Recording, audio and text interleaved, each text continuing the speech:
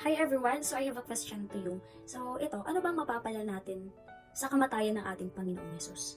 At ayon sa ating Sunday service, and I will share to you this, ito yung natutunan ko doon. At sinabi doon sa Roma 5:11, ayun sabi nga dito, ayun sabi dito, and the fact that are now God's friends make it even more certain that He will save us through His Son's life.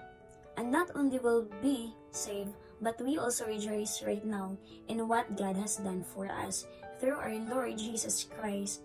It is because of Jesus Christ that we are now God's friends. Ayun, ang Diyos ang magpala ng kanyang mga salita.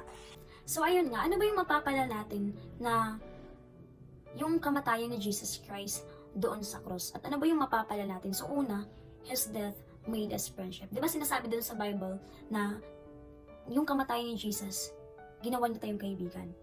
And grabe no, na hindi lang tayo ginawang, alam mo yung hindi lang tayo ginawang tama sa harapan ng Panginoon, ginawa pa niya tayong kaibigan. At may tatlong ibig sabihin nito kapag sinabing friends of God. So, number 1A natin, there is reconciliation.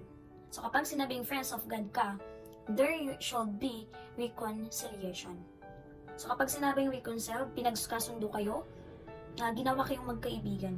Kasi iba yung magkasundo. Magkasundo kayo pero hindi kayo close. So gusto ng Lord na maging close tayo sa Kanya. So we are reconciled to Him. So bakit natin kailangan ma-reconcile kay God? Why? Dahil si Lord ay isang napakabuting kaibigan, but isa din po siyang napakabangis na kaaway. Ayan. So kakaiba kapag nagiging close natin ang Panginoon. So biruin mo, gusto makikipagkaibigan sa iyo yung Hari ng mga hari at Panginoon ng mga Panginoon. Ayan, di ba? Minsan nire-reject natin ang Panginoon. Di natin siya kinakausap, sinaktan natin siya dahil sa mga kasalanan ginawa natin. Tapos, ito pa, gusto pa ng Lord na maging kaibigan pa natin siya. Sino ka? Who are you? Di ba? Sino tayo para makipagkaibigan ng sino ba tayo para maging kaibigan ng Panginoon? So dito, gusto ng hari, gusto ng Panginoon na makipagkaibigan tayo sa Kanya. Ganun katindi ang Lord. Ganun ang pagmamahal ng Lord sa iyo na kahit makasalanan ka, kahit meron tayong ginawang mga kasalanan, mga pagkukulang natin because dahil sa pagmamahal ng Lord, ano yung napapala natin nung namatay siya sa krus, ginawa niya tayong kaibigan at ni-reconcile pa niya tayo. At point number 2 natin, there is a assurance. Yung ibig sabihin dito na nakikipagkaibigan tayo sa Panginoon, merong assurance. So kapag sinabing friends of God, ayan, meron tayong assurance. Ayan, may assurance na ibig sabihin nire-remove na ni Lord yung doubts natin, yung takot natin, dahil gusto ng Lord na may katiyakan ang kaligtasan. Na kapag kaibigan ka ng Panginoon, tiyak na ligtas ka. At tiyak kapag sinasabi ng Panginoon na hindi ka mapupunta sa impyerno, hindi talaga mapupunta sa impyerno. Dahil yun yung sabi ng Panginoon. At yung number 2 naman natin, sinabi doon, na kapag kaibigan ka ng Lord, diba, may reconciliation, may assurance. At number 3, meron tayong rejoicing. There is rejoicing.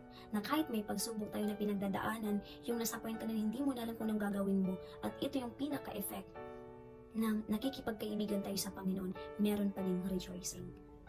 Ang pakikipagkaibigan kay Lord, meron dapat na level yung relationship mo kay Lord. At meron dito yung favor, yung pakikipagkaibigan natin sa Panginoon, meron tayong favor. So, hindi lang tayo pangkaraniwang. At kapag iniisip mo yun, na you are a friends of God, yung lalim ng relasyon mo sa Panginoon, mas lalo pang lumalim yun. Na kapag kaibigan mo ang Lord, lagi kanyang bibigyan ng rason para maging masaya, para maging sumaya pa na kahit may struggles ka sa buhay, hindi mo na alam kung anong gagawin mo, nahihirapan ka na, matuto ka pa rin magre-rejoice dahil alam mo na meron kang Diyos. So tanda natin, we are now rejoicing in our relationship with God. So, that's all. Yan lang po ang aking i-share and I pray na meron po tayong natutunan ngayon. And gusto ko lang po sa inyo na kung sino man sa atin na gusto pang mas lalong lumalim sa ating Panginoon, you can message me directly. Ayan, message nyo lang ako, PM nyo lang ako. At ayun, kung gusto nyo maging part ng church namin, at yung pangalan ng church namin is Amazing Hope Christian Church, Bloomington Campus. So ayun, kung sino pa yung gusto na mas lalo pang matuto sa ating Panginoon, mas lalo pang makilala ang Panginoon, ayan, message nyo lang po ako.